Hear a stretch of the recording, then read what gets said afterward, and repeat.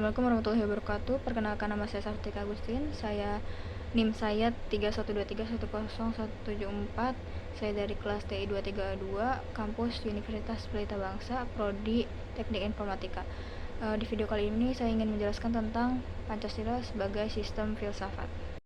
Nah, sebelum saya ke penjelasannya, saya ingin menjelaskan dulu tentang pentingnya Pancasila bagi mahasiswa dalam kehidupan kampus.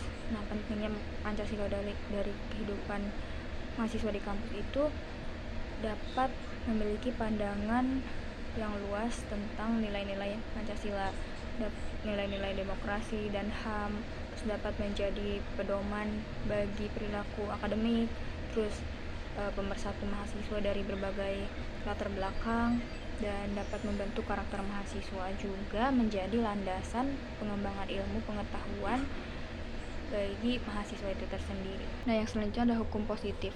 Jadi hukum positif itu artinya sendiri hukum yang secara resmi diberlakukan di suatu negara.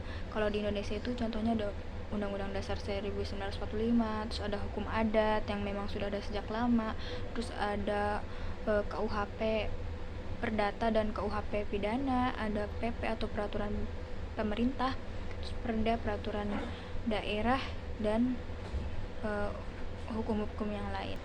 Nah, hukum positif yang berlaku di kehidupan kampus itu salah satunya ada di Undang-Undang Dasar Nomor 4 Tahun 2003 tentang sistem pendidikan nasional, yang isinya tentang mengatur dasar dan fungsi serta tujuan pendidikan nasional dan peraturan lainnya seperti hak dan kewajiban peserta didik. Terus ada juga peraturan pemerintah nomor 4 tahun 2014 yang tentang penyelenggaraan pendidikan di pendidikan tinggi dan pengelolaan perguruan tinggi, yang isinya mencakup mengatur pendirian, pengelolaan, dan penutupan perguruan tinggi, dan mengatur program studi, kurikulum, dan pembelajaran di perguruan tinggi. Pancasila sebagai sistem filsafat.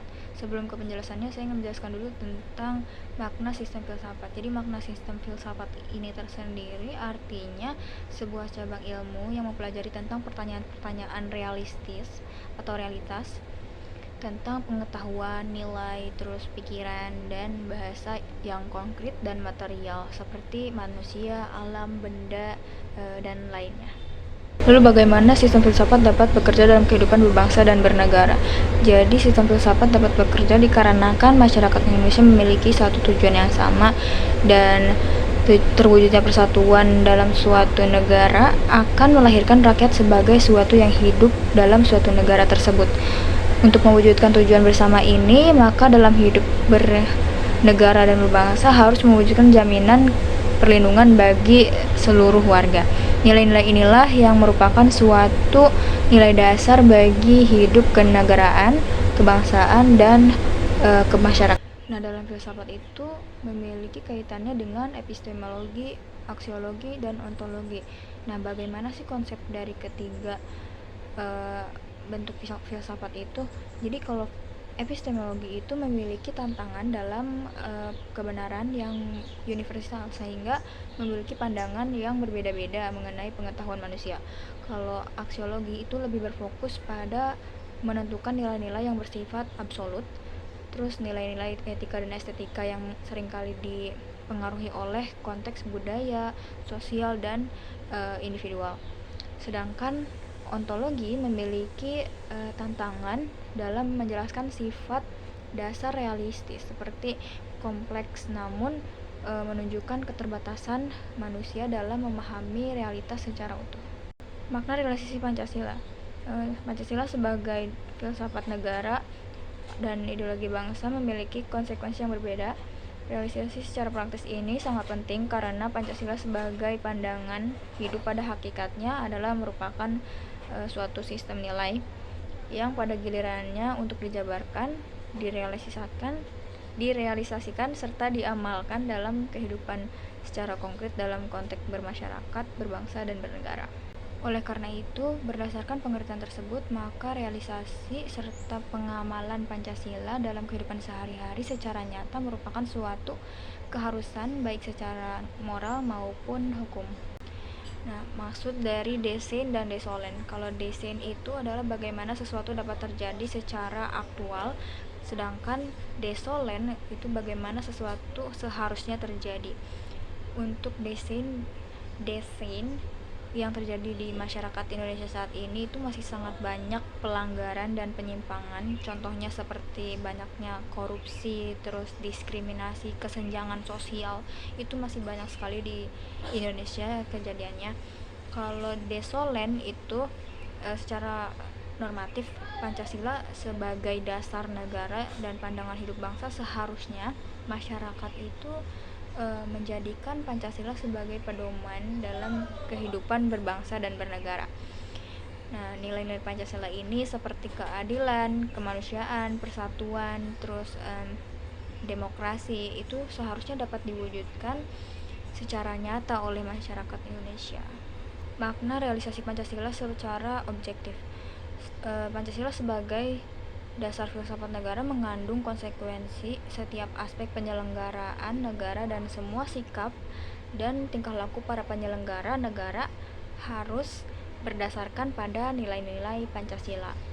Makna realisasi Pancasila secara subjektif.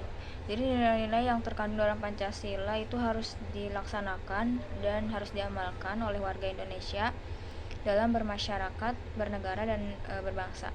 Dalam pengertian realistis, pengalaman serta aktualisasi Pancasila disebut realistis yang bersifat subjektif menurut Noto Nagoro. Baik, yang selanjutnya ada pembudayaan nilai-nilai Pancasila. Jadi pembudayaan nilai-nilai Pancasila itu adalah proses pembudayaan pada nilai atau domain value. Nah, realitas nilai ini adalah merupakan sesuatu yang hanya dapat dimengerti oleh manusia. Oleh karena itu, proses pembudayaan harus menggunakan strategi dengan senantiasa menghubungkan nilai-nilai Pancasila dengan realitas konkret kehidupan manusia. Makna demokrasi di Indonesia. Secara keseluruhan, demokrasi di Indonesia adalah upaya untuk mewujudkan kedaulatan rakyat, keadilan sosial, dan pemerintahan yang berdasarkan pada hukum demi kesejahteraan seluruh warga negara. Hal ini sejalan dengan cita-cita kemerdekaan dan nilai-nilai luhur yang terkandung dalam Pancasila. Sistem parlementer di Indonesia tingkat nasional yaitu ada DPR, Dewan Perwakilan Rakyat, di mana DPR ini bertugas dalam mengawasi jalannya pemerintahan, terus menyetujui anggaran negara dan membuat undang-undang dasar. Anggota DPR dipilih melalui pemilihan umum yang diselenggarakan secara berkala dan memiliki fungsi legislasi, anggaran, dan pengawasan terhadap pemerintahan pusat. Yang kedua, parlementer di Indonesia tingkat provinsi yaitu DPRD, Dewan Perwakilan Rakyat Daerah, yang dimana fungsinya masih sama dengan DPR, yaitu legislasi, anggaran, dan pengawasan. Anggota DPRD provinsi juga dipilih melalui pemilihan umum di tingkat provinsi. Yang selanjutnya ada parlementer Indonesia di tingkat kabupaten atau kota. Nah, di tingkat kabupaten atau kota ini lembaga parlementernya adalah DPRD kabupaten atau kota. Fungsinya sama seperti DPRD provinsi, yaitu legislasi, anggaran, dan pengawasan. Mereka juga dipilih melalui pemilihan umum namun di tingkat kabupaten atau kota. Konsep presidensial itu adalah ciri utamanya pemisahan terhadap legislatif dan eksekutif. Terus presiden dipilih secara langsung oleh rakyat dan tidak bisa dijatuhkan kecuali melalui proses pemakzulan. Sistem parlemen. Dalam sistem parlemen, kekuasaan eksekutif berada di tangan Perdana Menteri yang bertanggung jawab kepada parlemen. Nah, Perdana Menteri dapat dijatuhkan oleh parlemen jika tidak memperoleh dukungan mayoritas. Parlemen memiliki peran yang dominan dalam proses pembuatan kebijakan. Demokrasi liberal itu menekankan pada kebebasan individu, hak asasi manusia, dan peran politik dalam kompetisi eksternal. Demokrasi deliberatif itu menekankan pada proses dialog, diskusi, dan pertukaran gagasan di antara warga negara. Pengambilan keputusan dilakukan melalui musyawarah dan konsensus, bukan semata-mata melalui voting mayoritas. menjelaskan konsep seluruh alinea yang ada di undang-undang. Jadi alinea yang pertama itu konsepnya kemerdekaan, di mana kemerdekaan Indonesia diperoleh oleh perjuangan bangsa Indonesia. Yang kedua, karena kebangsaan, konsep ini menolak seluruh bentuk diskriminatif dan mengedepankan persatuan Indonesia. Terus yang ketiga, alinea ketiga, kedaulatan rakyat, yang dimana rakyat memiliki hak dan kewenangan untuk menentukan arah tujuan melalui wakil-wakilnya. Terus alinea keempat adalah keadilan sosial yang mencakup aspek ekonomi, politik, sosial, dan budaya. Terus yang alinea terakhir, alinea kelima, yaitu ketuhanan yang Maha Esa, di mana negara menjamin kebebasan beragama dan keyakinan bagi seluruh warga negara.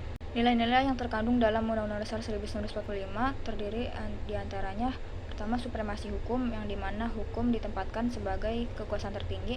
Terus ada perlindungan hak asasi manusia, prinsip demokrasi, lalu prinsip keadilan sosial, pembagian kekuasaan, dan prinsip pemersatuan dan kesatuan bangsa. Hubungan antara Undang-Undang Dasar 1945 dengan pasal-pasal Undang-Undang 1945, yaitu pokok-pokok pikiran dalam Undang-Undang Dasar 1945 menjadi landasan filosofis dan ideologis bagi konsep-konsep kekuasaan yang diatur dalam pasal-pasal Undang-Undang Dasar 1945. Hal ini menunjukkan adanya keterkaitan yang erat antara pembukaan dan batang tubuh Undang-Undang Dasar 1945 dalam mengatur penyelenggaraan kekuasaan negara. Sekian dari penjelasan singkat saya. Mohon maaf apabila ada kekurangan. Wabillahi taufiq wal hidayah. Wassalamualaikum warahmatullahi wabarakatuh.